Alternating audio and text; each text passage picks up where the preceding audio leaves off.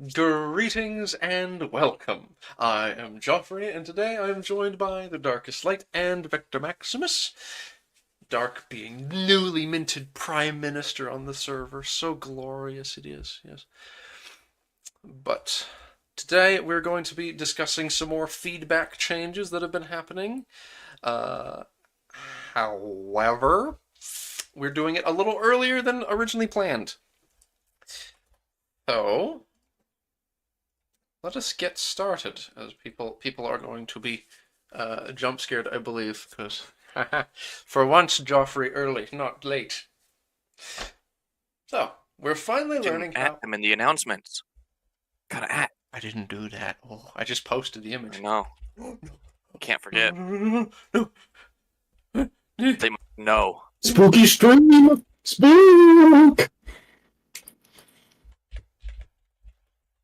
no. Where would Joffrey be everyone without his manager? I mean, honestly. Exactly. Oh, thank Yeah, his goodness. brand manager. Who do you think tells him to shave his head?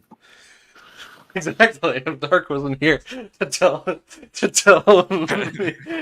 to shave, it never would happen.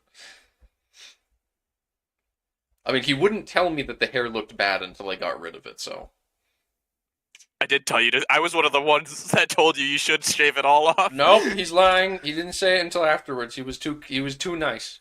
He was too nice to ever tell me I looked bad. He, in fact, to the very end, when I would on camera be pulling clumps of hair out, he would say, "That is Joffrey. That is great. You're looking No, fresh today." I was so nice that I told you the truth. Loyal service requires telling hard truths.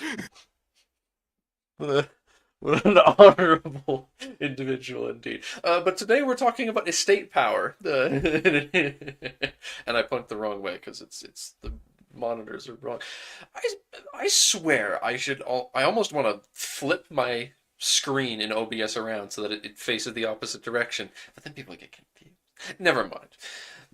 And in any case, we're learning about estate power finally, because we have so many times in these Tinto talks seen them show Tinto talks and Tinto flavor. Okay, God, not the hiccups. No.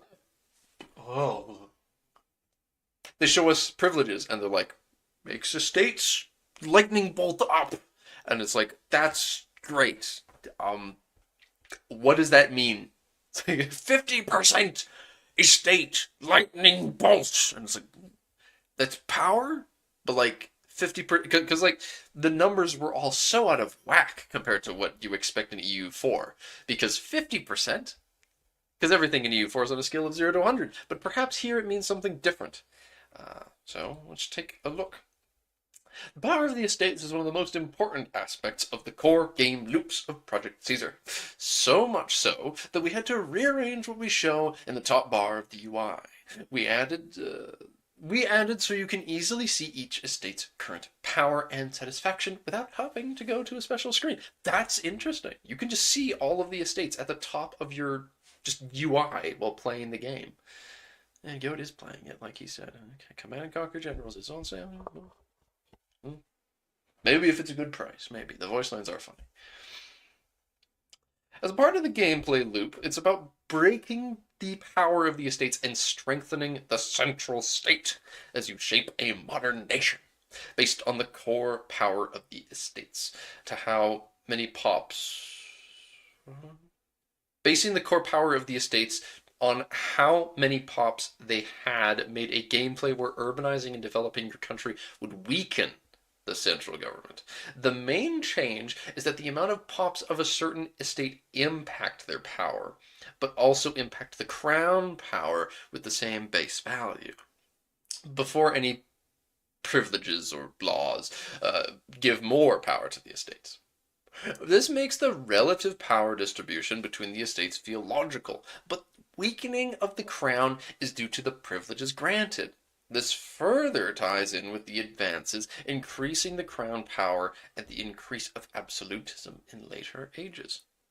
I like that. I like that a lot. It normally would be a very even distribution. Everything has the same base value power wise from pops. Well, based on like, yeah.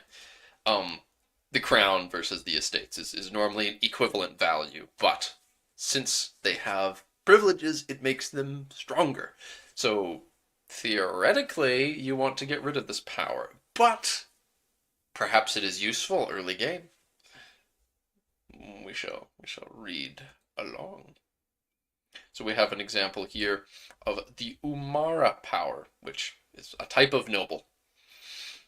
They keep changing the colors. They keep changing the color that peasants have, representing them. Yeah, I am a little sad to see that we lost the total color banner behind each of these estates. Maybe they're still around in like a more dedicated, less top level view. But if you remember from the early drafts of the interface, Yeah, where like the crown would have a completely purple bar behind it, the nobles would have a completely blue one, the clergy a silver, burghers gold, etc. Because that was a bit more visually distinct than all this kind of beige, but I mean, this still works. that's probably pretty easy as far as UI modding goes, though.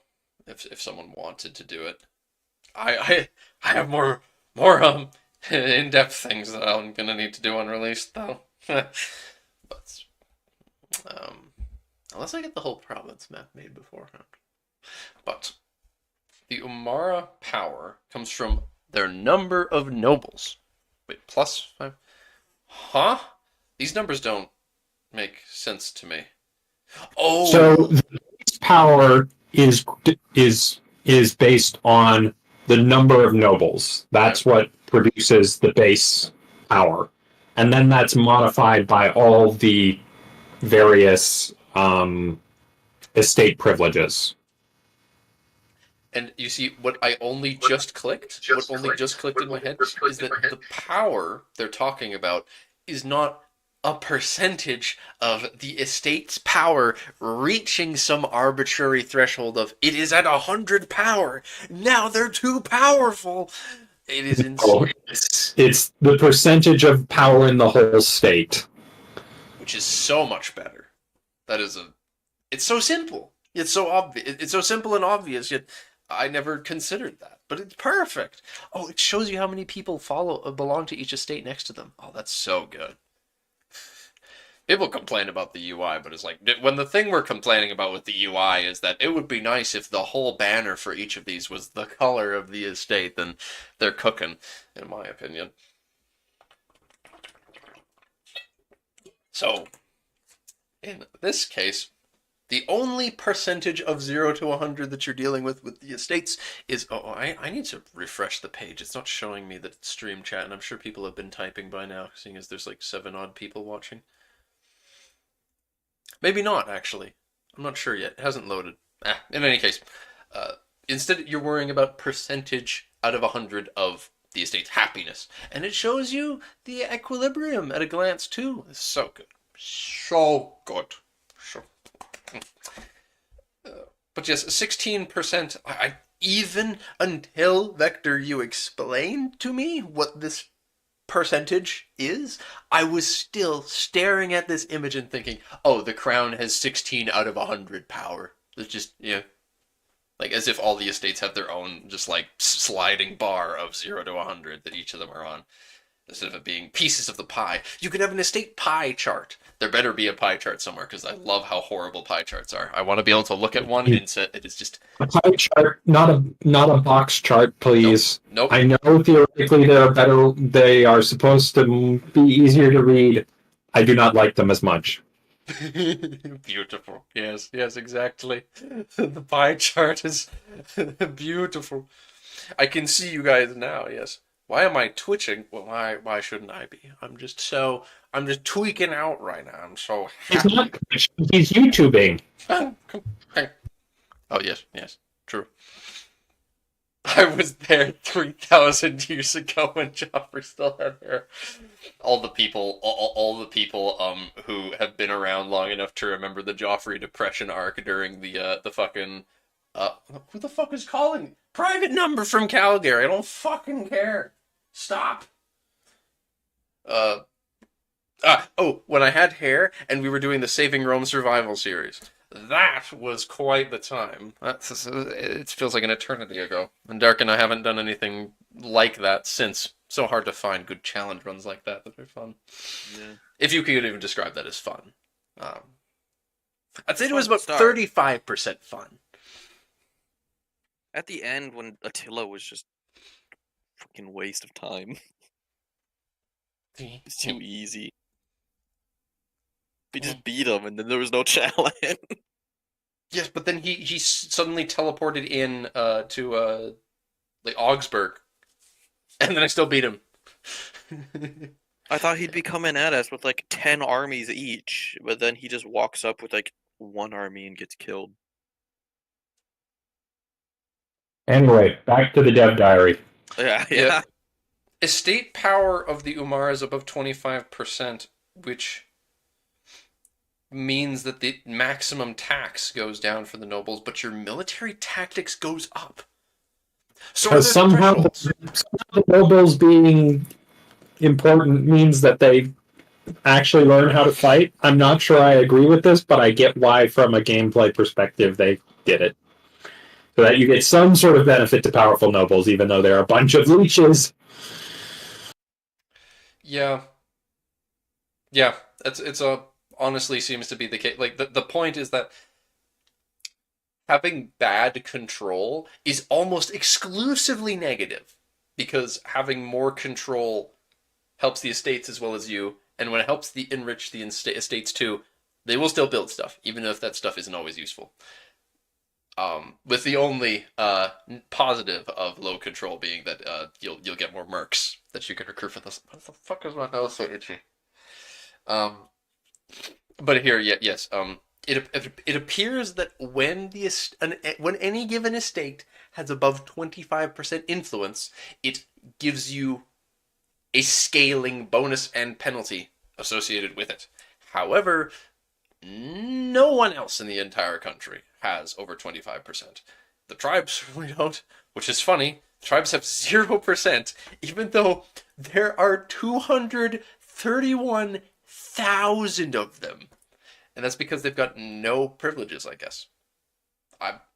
That's tough, you know? Because when you look at this, do you think, well, maybe there's some good bonuses to get from the tribes. But also, they've got no power right now. So surely, since they have no power, I could just focus on getting rid of them. And that's a good thing, right? I don't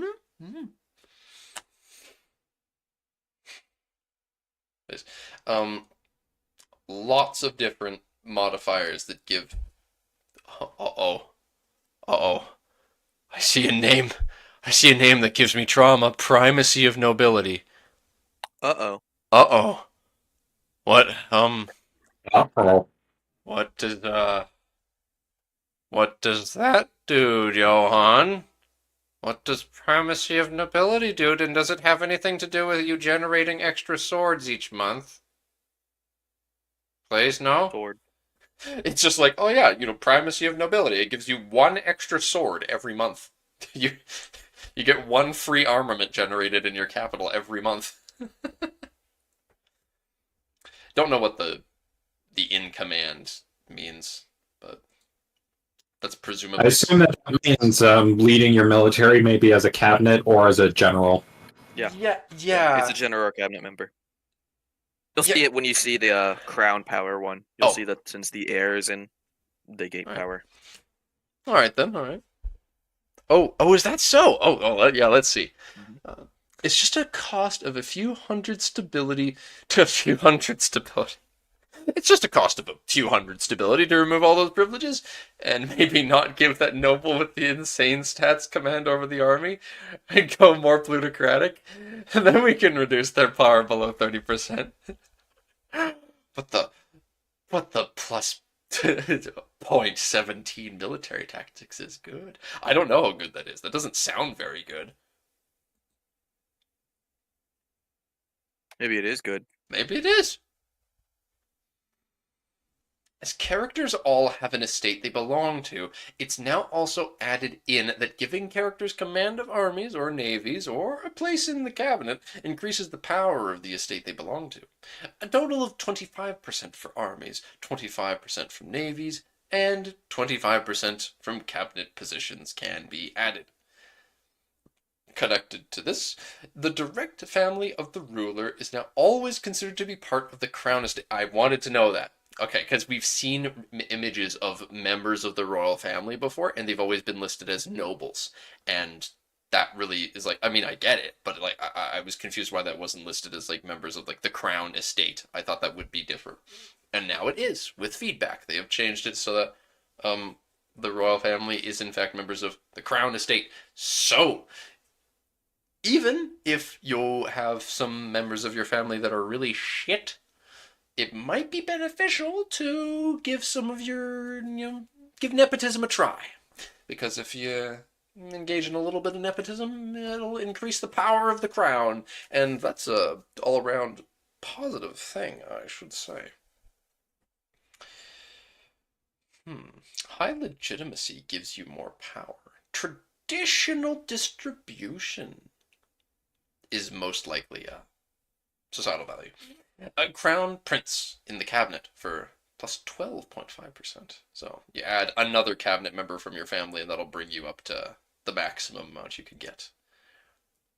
Makes sense. And having the crown power of the having the crown power be below this 25 threshold gives you some different modifiers. That's very interesting. That there seems to be this threshold of 30% is like the breaking point, really.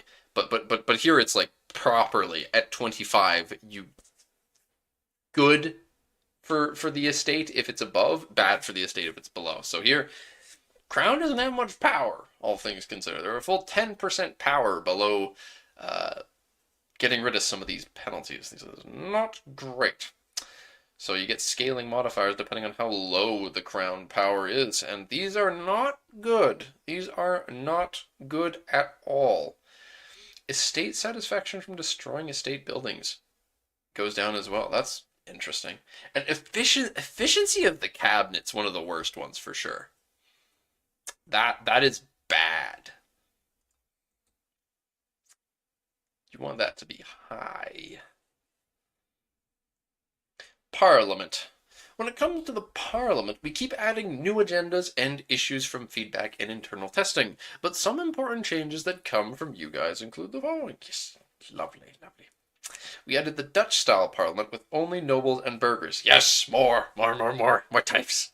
Get rid of the priests. And this currently is allowed if you have the low Franconian culture, obviously. We also made it so that you keep giving out the unique privileges for the nobles in Poland. You'll end up in a situation where you need 100% of the support. Libertum veto! Yeah, exactly. They actually did it. Elon is in the chat. If you're still there, Elon, yeah, the session, however you say it. Yeah. Oh, God. If you keep giving out the unique privilege for the nobles in Poland, you eventually need 100% support to pass anything. That's so bad, but I love it. Oh. And we also added a building that was requested by the community, which is available through the Age of Discovery. House of Parliament. They didn't have a House of Parliament building. Huh. 20% extra crown power and permanent parliament. Yeah, so it makes that seat is just where the parliament happens, of course. And if in the okay, it needs to be in your capital, yeah. So I mean, it makes the capital just always where the parliament is going to happen, and the crown power goes up by 20%. That is a really nice way to get started on increasing the crown power and decreasing everyone else's. But does of course have production method, and you need that fine cloth. Some books and paper though. That's not bad. I thought you were going to need to upkeep it with gold, but no. That's a pretty good price. I'd take this in a heartbeat. This building here could be useful. They say, yeah, 20% extra crown power. Yeah, could be useful, maybe. Societal values and government reforms. While we were happy with how societal values were indirectly influenced by laws and privileges, they had the problem that eventually anything with a drift towards one direction would get to that extreme. Now one could change this by lowering the amount it would drift, but that would make for rather dull gameplay, and eventually you'd get to the extreme anyway. So what we did instead was to make a sort of soft cap for how a value could drift. At 100 times the current drift, at 100 times the current drift. So if you manage to stack up to 0.75 monthly towards naval, then you could get values all the way to 75 naval before it stops. You drop to less than if you drop to less than 0.75 naval, you'd still be at 75 naval, though, as you'd not progress towards the other side until you got all the way to at least 0.01 land. This has the added benefit of you being able to shape your country how you want over a longer period of time. And even if you want to be a humanist country, you may not get further than a 65 on that slider, as you may not be willing to give up other aspects. I like that quite a lot. That is a very fun concept where I didn't think about it like this, but I'm glad that it's the case because yeah, it does seem rather dull that you just at game start, you're just ticking up towards eventually being 100% to like aristocratic country because. Well, I don't know, you've got this privilege handed out to the nobles, and you have a law passed, so I guess you're going to eventually become 100% this. But here you have, yeah, currently 70% towards traditional economy as opposed to capital economy. And they are changing with a 0.1 towards capital economy from this very far towards traditional due to Land of Commerce and Commercial Advisory Council. So that's one thing we now know it does. Land of Commerce gives you, capital economy progress. So theoretically, primacy of the nobles gives you aristocratic progress, maybe defensive or something. I don't know. Whatever the nobles want.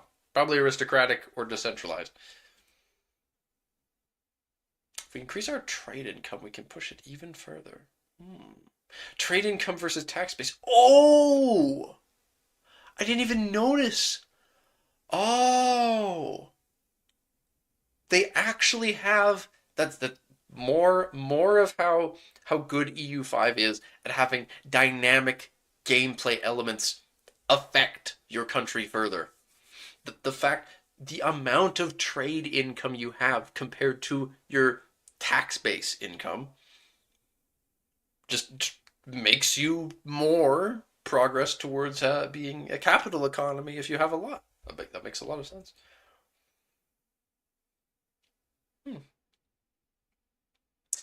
Good. Now we're going to talk about proximity. Because they did say they were going to talk about this a bit, and I wanted to know what they're changing. While working on adding content this year, we added government reforms to every age, and while doing so, we decided to tie some of them to societal values. So now, about half of the government reforms that are available to every country require a specific societal value be at least 50 to be selectable. And if you drop below that, you'd lose the reform. Some examples include religious tolerance requiring a country to be humanist, while bank ledgers requires a country to have a capital economy. Good. Very good. That's exactly how I would want it. That feels very natural. Now, but yes, proximity and control. The proximity and control gameplay loop is one of the most beloved by our playtesters, and it has been tweaked a fair bit during the last year as to make it feel more natural. Proximity now traces along rivers, where it's even easier to propagate proximity and market access downstream. This is a fantastic little bit of change because, that's how it worked historically. Rivers bound together countries. So I'm very happy with this change. Plus, I also like the implication that now they can actually track rivers. So maybe at some point Yeah. they'll make it so that you can interact with rivers in other ways.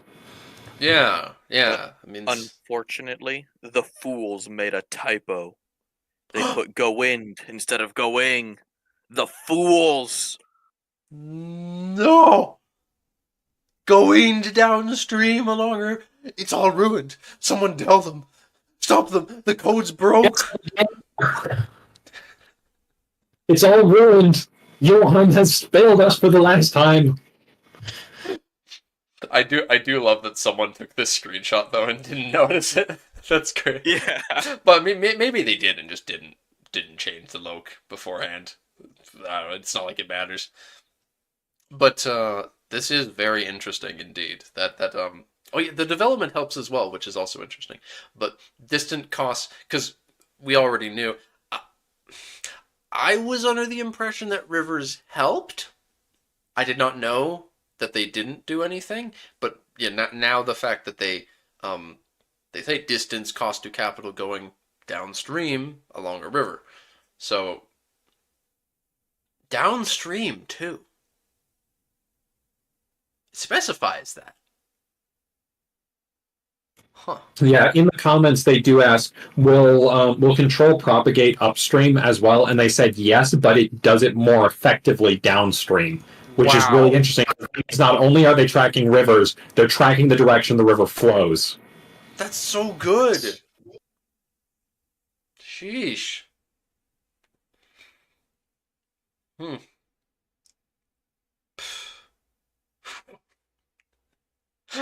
Be me, my head suddenly just rivers, huh?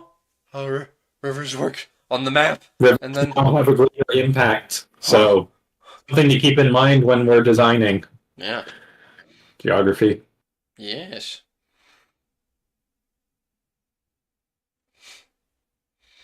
Hmm.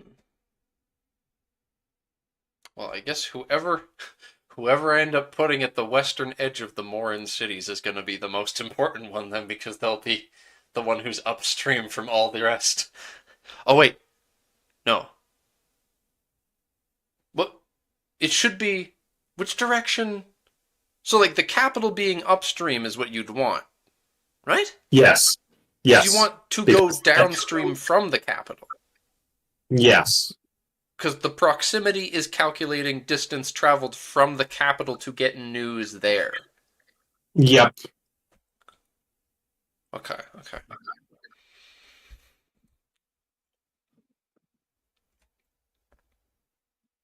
Yes. It shows you all the different Buddha proximity source, and it's showing all the different tiles it goes through.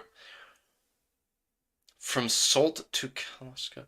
From Salt to Kalaska. So hovering over that, it then shows Brings up the calculation, yeah. how it's calculated here, and it's showing that this is moving along a river, and because it's moving along a river downstream, yes, from Buddha to Salt, and then from Salt to Kaloska. Kaloska. Makes sense. And then finally, it gets to Box. Good. Where in the world are we now? What is Budapest? What do you mean? So this is Carpathia. The buildings that act as a proximity sources besides the capital, like the bailiff, have been made a bit more powerful, but also far more costly. Okay. I don't know if they ever properly explained how those work, but they've explained that they exist for a long time. That very early on, like when we first got to see like Philadelphia, the city that the Byzantines own, that's separated, like Philadelphia. That place, it would have, they explained that it would have literally zero control unless they built a bailiff there, which would totally not be worth it. Yeah, they should release Philadelphia as a vassal. 100% release that as a vassal. That'd make it a lot more efficient at defending itself as well.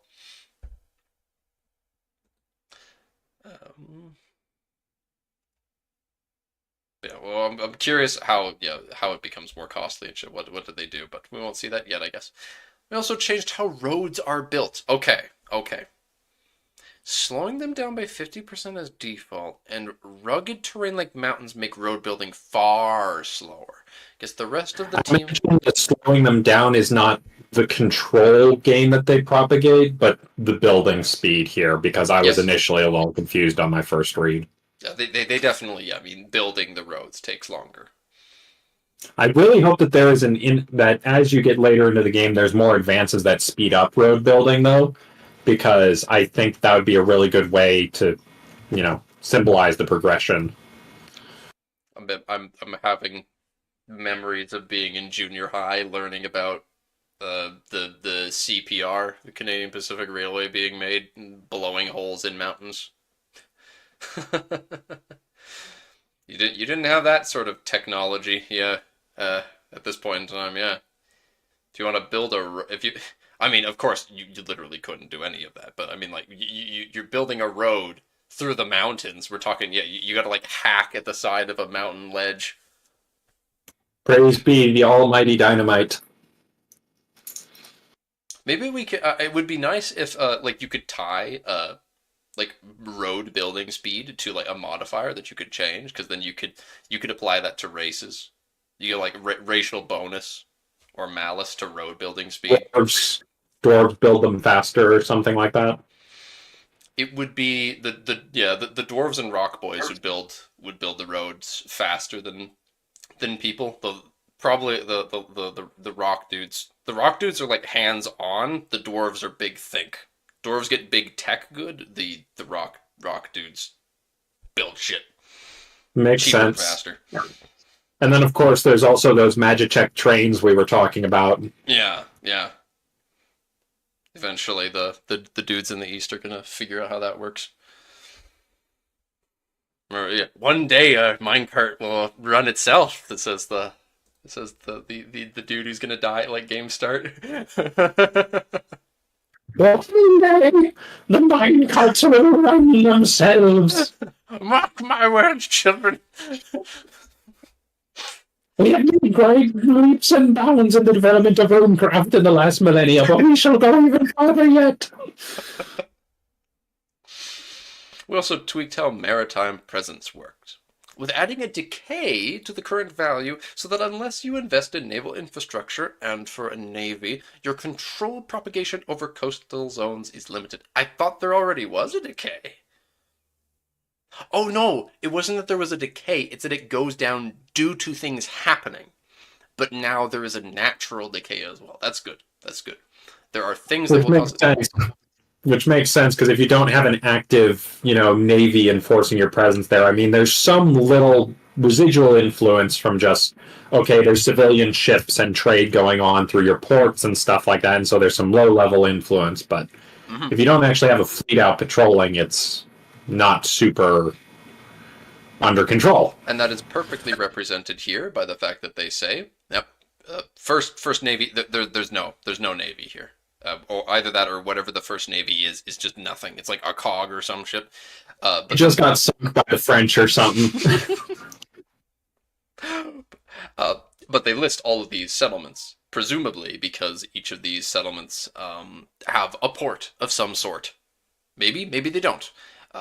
Who knows why? Naples is obviously a large settlement, so as well, Salerno is pretty decent, so that explains why they're larger. But who knows the specific reasons? We improved the impact from some buildings, and navies now also increase maritime presence in every sea zone in the sea zone province they are currently in.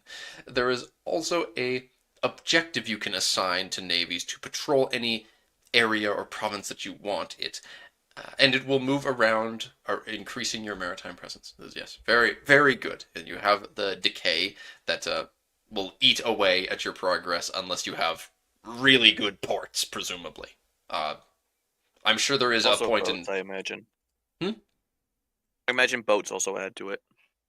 Yeah. Yes. Having a navy. Yeah. Having a navy patrolling. Yeah, they do. First Navy is right there at the top. They just don't have a navy there.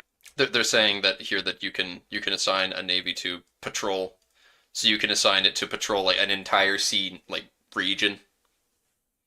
It's like you could Essentially like to protect trade mission in EU4, I imagine. yeah, basically doing the same thing because maritime presence helps with things like market attraction towards you, as well as other trade things. I don't remember. There's a lot of things it does. Also, it's like one of the two really important things it does are market attraction, and I believe it does some other little trade things, but proximity is helped by maritime presence. So having good maritime presence over areas that you need to connect is very important. And especially so, I'm sure, if you have any overseas holdings. However, who knows? Who bloody knows how that works when you have a colonial nation, you know? Like, presumably, that's just not important because you don't need to have. Because you're not doing direct rule from London. Like, the 13 colonies are all, like, independent. They're all like, little independent, colonial nations, and they've all got their own centers of control, so that's presumably not important, but who knows for sure. But the important thing is, if you have any overseas holdings, this is very important. So, Genoa needs to be on this. Same with Aragon. Actually, I think Aragon and Genoa are kind of at odds at game start. I think this is about that point. This is that point in time where they're both beefing over Sardinia. I don't remember. But, next week is diplomacy and military feedback. Nice. The map is still too shabby in EU5. Shabby map. What does that mean? What do you mean it's shabby? Shabby map. What do you guys think he means? We do not know what that means. I don't know. I have no idea. I have no idea. It's shabby map. I need to. What's the old man? The world. It's beautiful. Beautiful. Oh, and then you've got your two. You can fill in wastelands or play like this, which is look at Molly. Oh my god, look at this. Beautiful. That's so beautiful. That's how it should. This is how we're playing. First game. This is how we're playing.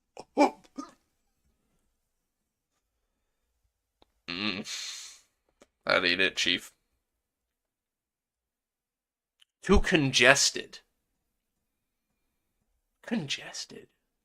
Well, I understand what that presumably means, but could you extrapolate what the words you're saying? I'm sorry. I'm sorry. Congested, because it's shabby and congested. What's the? Is it that the HRE is too dense now or something? I don't know. Because they've added so many provinces. The density with provinces and everything has drastically gone up. I mean, that's just the nature of it, so that they can have much finer grain detail. I could understand. But that's not shabby in my mind. If anything, that's the inverse. Because they put a lot of work into it. Congested. Yeah, it is that point in time as I was looking for. Genoa owns a little bit of Northern Arborea. And they'll have they can try and yoink that. I don't remember what the situation with Sicily actually is.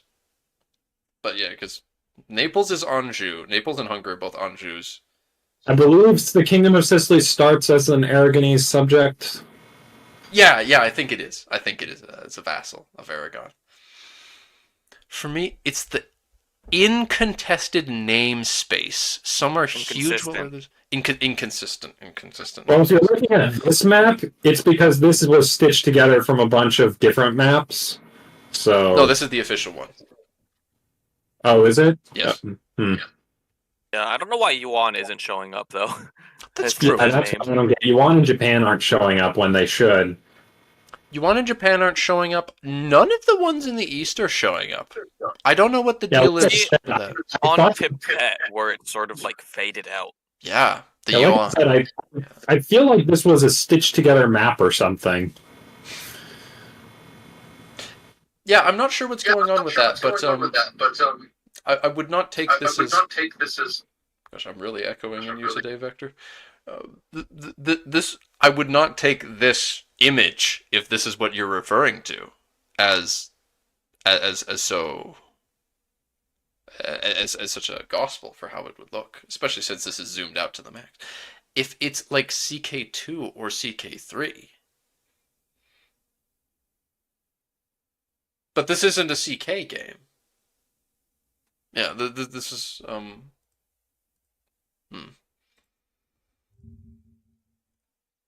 have you not? If you've not seen many of the maps, I could also definitely understand that. If you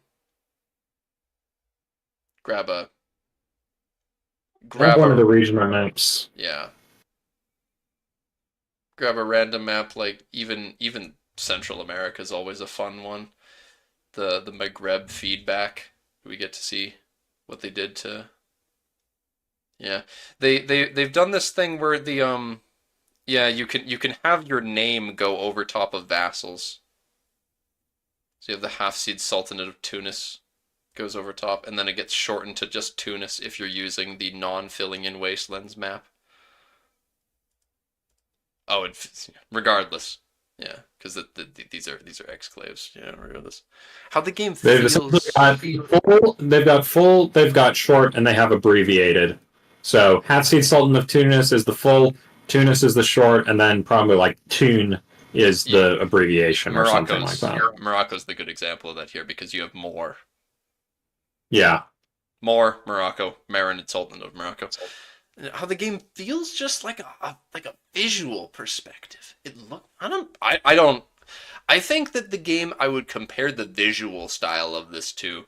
I would say that it looks visually somewhere between CK3 and Vic. Just the colors, the mood, the general vibes I get by looking at it. It's somewhere between CK3 and Vic. But yeah, I don't know if it's not the map for you, because it seems Sam has different. Yeah, Sam is talking about how the names are what irks him. The names on the map irks him.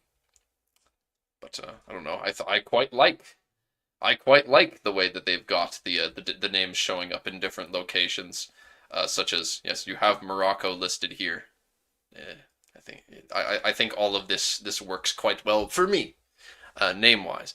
But yeah, ultimately visuals will be a very subjective thing. Mhm. I personally really like what they've done with it, but it's not going to land for everybody, and that's just the nature of visual design. So, my condolences if it's not up your alley.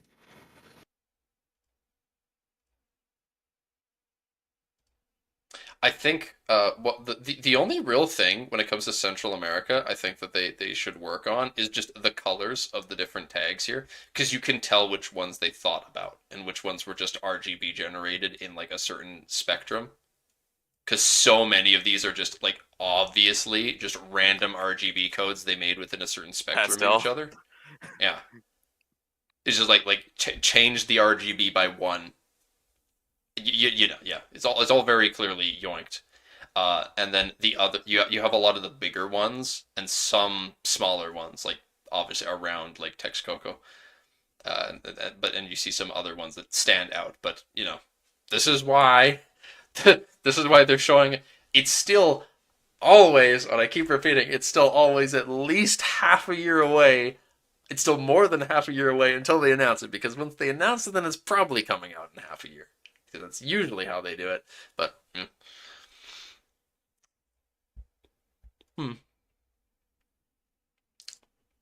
well, I can only hope then that for you, Mr. Statesman, that once we find out more about the way the UI looks and such, that it's more to your liking. Because again, for us, everything that we have seen, we like. Basically everything that we've discussed on this podcast we like. There's very few things we dislike.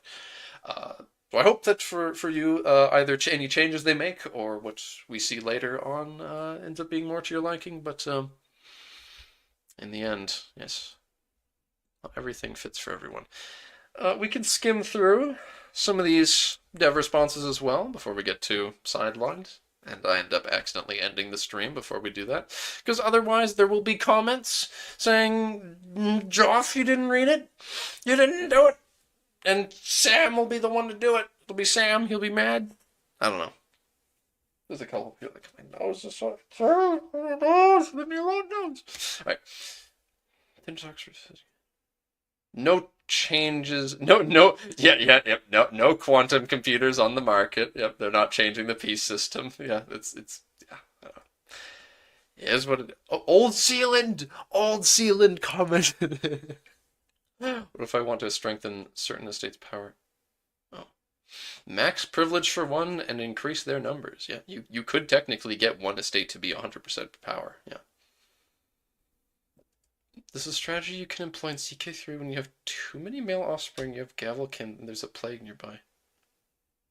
Enrique de Trastamara, you're in charge of the Vanguard! Yes, go forth, Enrique. Yes, it's you and 6 peasants with pitchforks. Go forth, Enrique. Yes, you are too late, Hot Pocket. You fool! You thought that Joff would be late, but instead he was an hour early. You fool! Pirates exist. Pirates require pirate covens. Covens? Coves. And they don't exist everywhere. There is a river map mode. Yes! I don't know why, but that sounds really good. That makes me happy. I don't know why it makes me so happy that there's a river map mode, but it does. It just sounds nice. Will having an outdated fleet also impact control? Yes.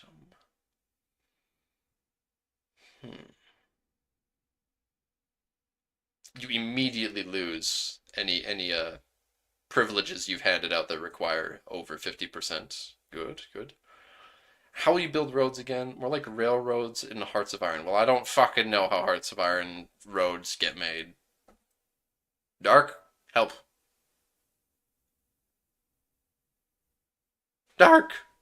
Vector, do you know how roads are made in Hearts of Iron? No.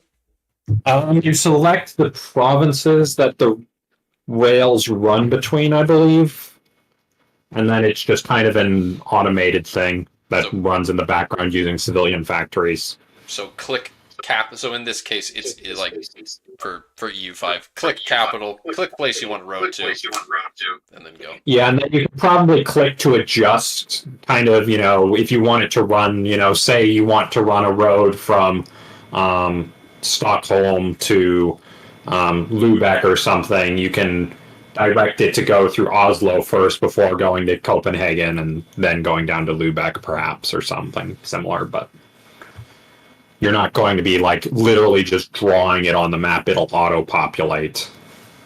Oh, and now Hot Pocket is okay, Vector, Hot Pocket left a comment the other day, and I haven't figured out how to respond to that yet. But this is the thing. This is the thing. Mercenary, was it this one?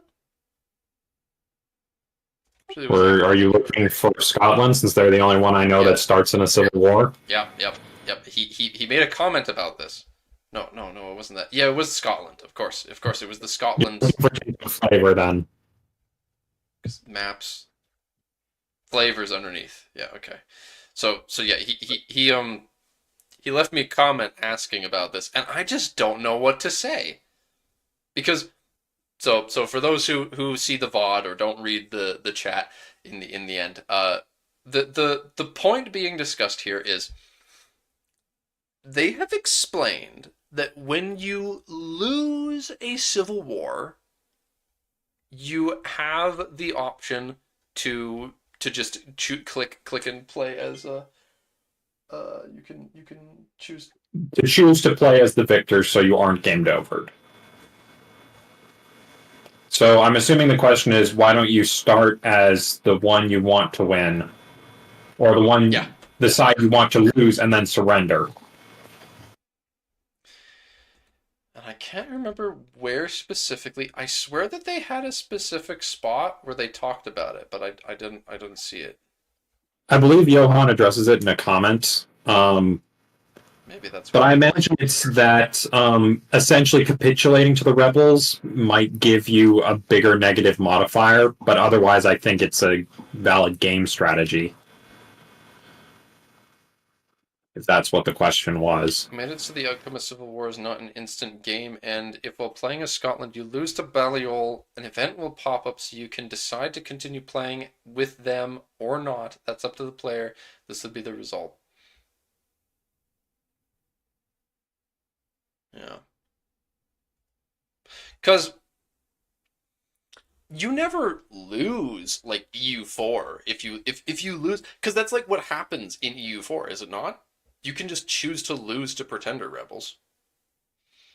Yeah, and that's basically my thought. Um, because there might even be a case where you intentionally trigger a civil war. Um, Yeah. yeah, I I mean, I don't think it's any different than cheesing rebels in EU4 currently. I figured that at game start. Yeah, it's a sad case at game start in this game that you could choose to start as the people you want to lose and then just like just throw it. The only disadvantage there. The only thing I can think of is, as mentioned, is if you deliberately throw, then you get some sort of more worse negative modifier, like aftermath of the Civil War. I don't know. Well, I figure that the problem with it is the fact that if you're playing as Balliol and you throw, then you don't get to decide what Scotland did until they beat you. And there's probably some very important opening moves you want to make. Because in EU4, there certainly fucking is. In EU4, if you don't have control for the first, like, however many years, even if you throw as Balliol, it's not like you're just going to be able to end the war in, like, 2 months. They're still going to have to take your stuff.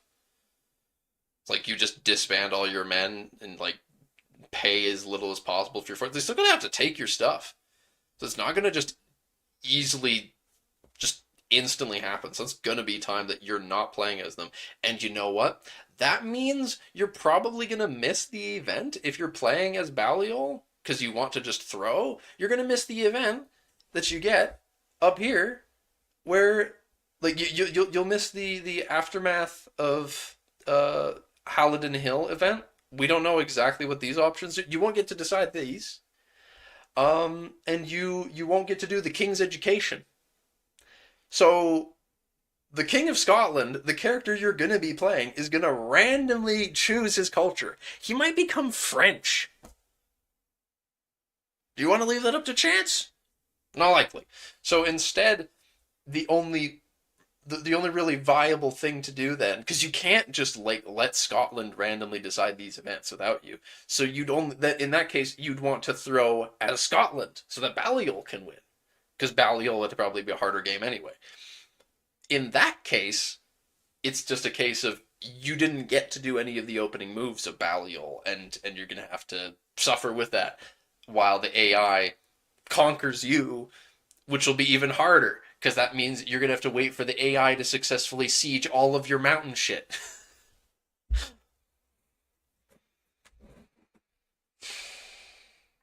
Is that more valuable than not having a devastated country? I think that's up to you. I think that's up to you.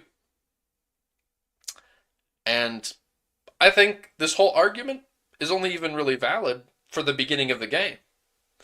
Now, again, I don't know what anyone else has said on the subject, but because I'm sure there's people that would say, I know you mentioned, you mentioned Hot Pocket that it's something that, um, you mentioned that Lambert had said something about this. So I don't know what other people are talking about, but I think that if you are playing the game through just normally, and you have a civil war happen to you, I highly doubt that you are going to want to let some random person from a new family conquer your country and usurp your family. I think that if you lose that war, it's fair that you get to keep playing if you're having a civil war from pretender rebels or some such thing, or you're having a civil war. Because like, what if a civil war happens to change your government? We don't know if that's a thing that happens.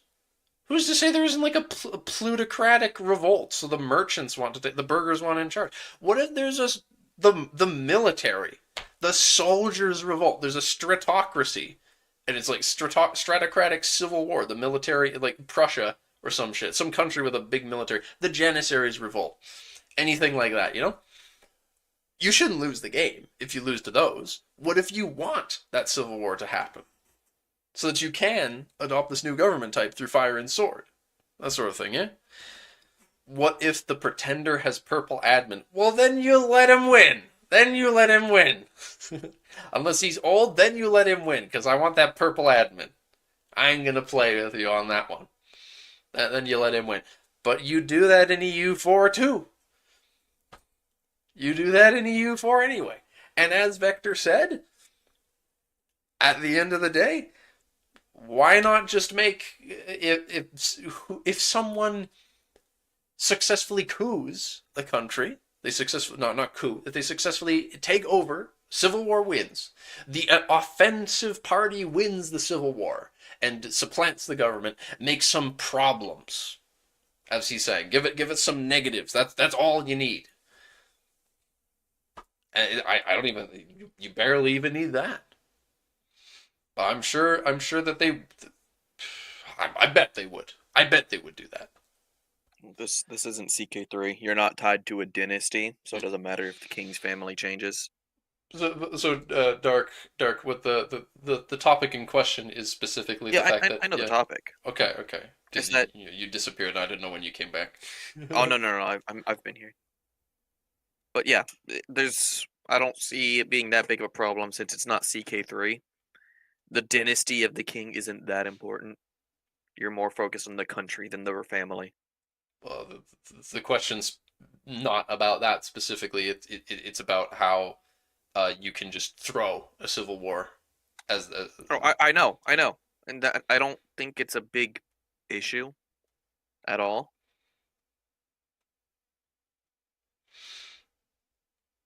Do you have specific reasons for why? Well, you could already, like I said, like what you have said, is it's already possible in EU4 if you want a better king and there's a great pretender, you let him win. It happens in the War of the Roses. The side you pick is always the one that has the better statted ruler. Diplomacy is linked with ideology. What? Sort of, but dynasties changed in Europe all the time in this time period.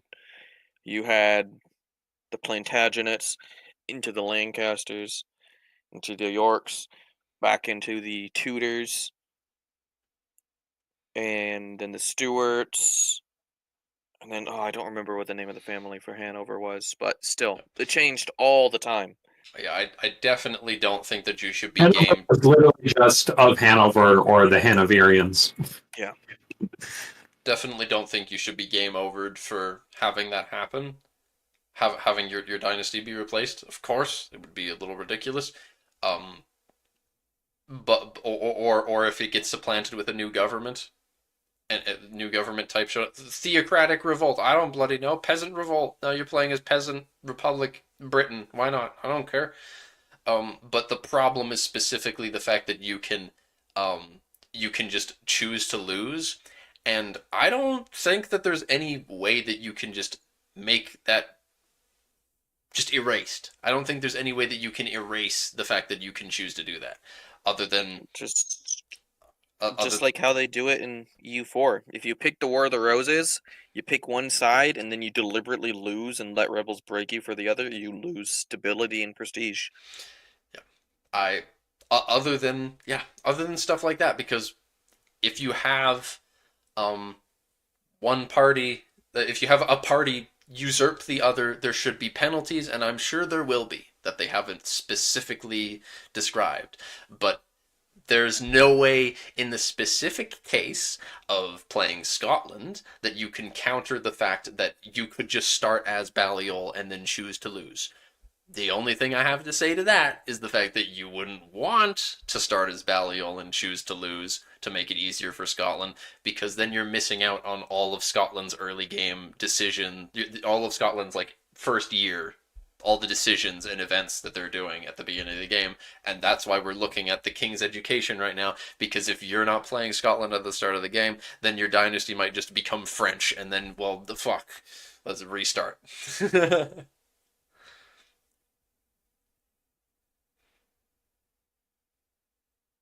Depends on how quickly you lose. I don't know. I think that's too inconsistent. In this specific case, I think that's probably too inconsistent because it's a mean time to happen. And I don't think that in any context you're going to have your mean time to happen event take longer than it's going to take for Scotland AI to siege you down. The other thing, so we know that you can continue playing as a country after a civil war. Mm-hmm. I can't remember. Did they ever say that you can always pick the Civil War spawn rebels? Or, because, Yeah. in those cases, say the rebels rise up and it's not something you're interested in at all. If you can't tag switch to them, then you can't cheese it by instantly surrendering as the rebels and then just playing as your old country victorious. Doesn't solve the issue of Scotland because that's a game start Civil War where you can pick either side, but it alleviates the issue of you being able to cheese the system for any post game start Civil Wars. I do think that you are able to change to play as them. Now Hot Pocket, you say you hope they add some game rules to this so it can't be cheesed. What would you do? What would the game rules be? Why would they be game rules? What would they be? What would they do? Mm-hmm. I don't think there's much you can do if you want someone to, other than penalties when someone wins a civil war from taking over. So there is, as Vector's saying, if you choose to swap to like a group of like if there's a bunch of autocratic rebels rising up in Venice that want to turn it into a monarchy, and you are able to choose to swap to play as the rebels and then lose, I don't think there's anything you can do about that. But at the same time, I don't think you want to do that. Because who in you lose. Well, okay. In what world, Hot Pocket, are you or anyone else, once you've played 15 hours, you played like 15 hours of EU5, at what point after the 15-hour mark is any player going to look at this situation and think, you know what? I feel comfortable letting the AI just run my country for like a couple years until they successfully defeat me while I throw this civil war. No one's gonna want that.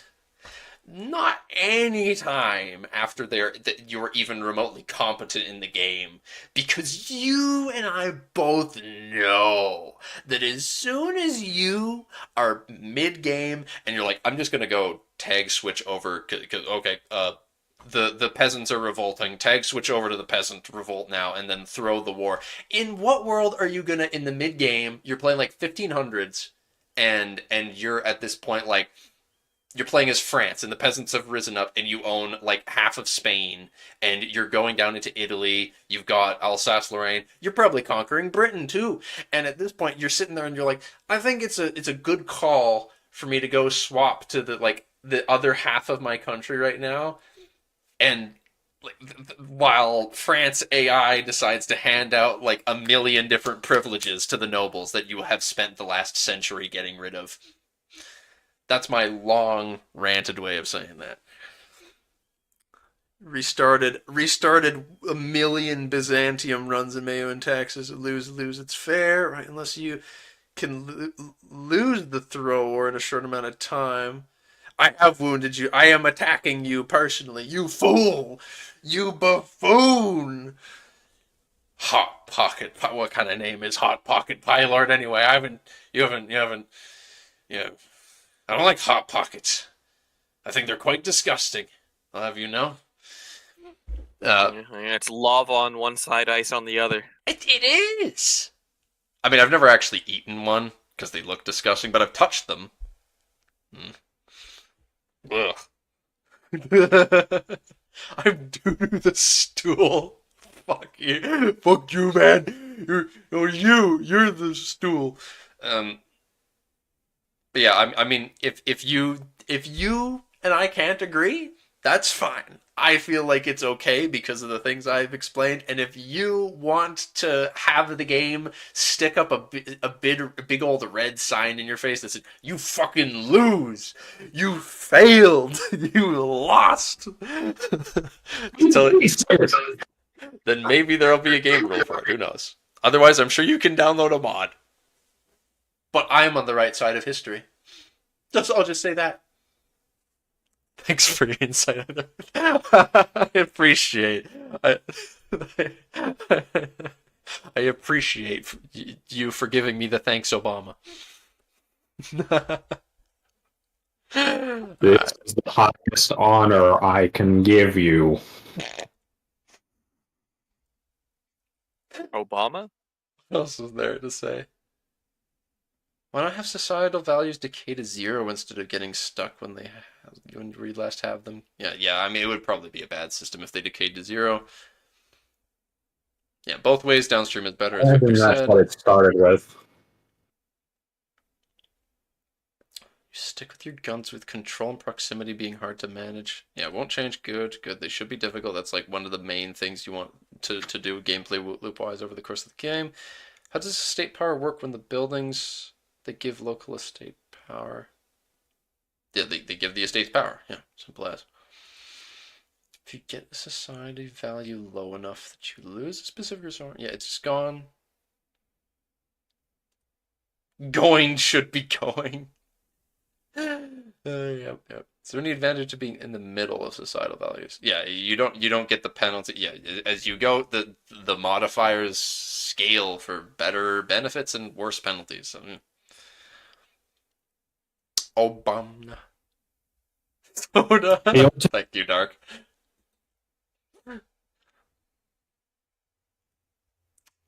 Four levels of roads through the ages. Like they said, dirt, stone, paved. They didn't mention train, because that would get more questions, because they mentioned that there is the really shitty trains at the end of the game, but they don't want to explain that. Choo-choo, motherfucker. Of course, they are inferior. Vanilla is going to be inferior because they do not have rune-powered trains. Oh, hail the magic train! Choo-choo! Oh. Was any thought given to my request of adding a remove road button, smiley face? Yes, and on a list of 1,000 plus issues with low priority, as it's never been asked for yet by a tester. Did they explain that roads have a cost? Do they have upkeep? I don't remember. I believe it's primarily just the install cost. I don't remember. I wouldn't be surprised if you get like events for like roads become dilapidated or something, and then you have to pay, a once-off, okay, go fix it sort of deal. I can't imagine there's many situations where you'd want to get rid of a road, but there are some. Like you might want to not have road. Like if you're in the middle of Siberia, you might not want the goddamn horde. You might not want this like neighboring horde faction to have a road that leads to the heart of your country. But at the same time, maybe you want good roads leading to the edge of your country so that you can better defend the forts. I don't know. Whatever. I'm not a playtester on it. I haven't seen... Oh, fucking no. Because choo-choo trains in the 1750s Serbia, yes. At the very end of the game, in the last 30 years of the game, there's a chance if you hard rush. That's basically the way they describe it. It's like, yeah, there's some really shitty trains that you can get at the end of the game if you are advanced in tech and rush this one tech. Then you'll have it for a while. Which I'm cool with. I can't wait for the inevitable DC, the reign of Victoria, that extends it another 100 years. Yeah, and unlocks fancy trains. because who fucking needs Vicky 3 anyway? Just give us DLC. Well, we're gonna have a mod. Not we, as in us, but like, there's gonna be a mod for the game within the first year at least. Probably first half a year. That's just Victoria's timeline. But with that, I think we can end this here. Yes. Nemcraft is waiting. There is anime to be watching. So I must bid you folks adieu. There is in fact delightful anime to be watching, and you all, to be honest, you're not quite cutting it. I'm sorry. Yes. Rude. Yes.